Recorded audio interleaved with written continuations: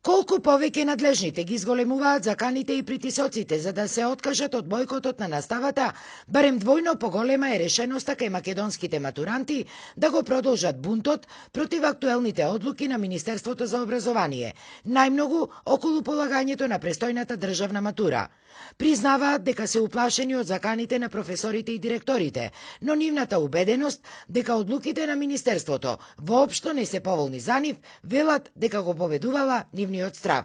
Во овој момент, од страна на Министерството за образование и наука и останатите функционери или институции во градовите низ Македонија, како што има информации Сојузот на средношколци, се врши притисок врз учениците да се вратат на настава, со изговарање на речениците ќе ве запишуваме, ќе имате неоправдани, ќе мора да надополнувате часови или пак доколку сето ова не ви одговара, полагајте завршен испит во училиштето.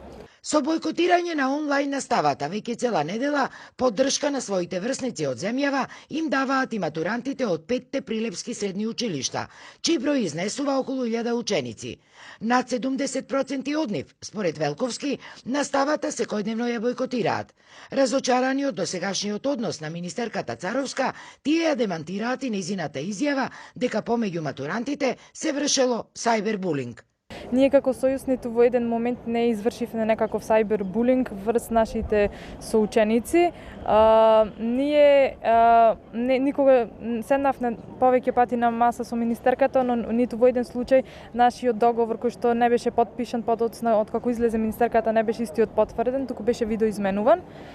Ние нема да се откажиме од нашите барања и се надеваме дека нашите соученици нема да подклекнат врз притисоците кои што се од страна на нивните класни раководители, директори и погорните органи.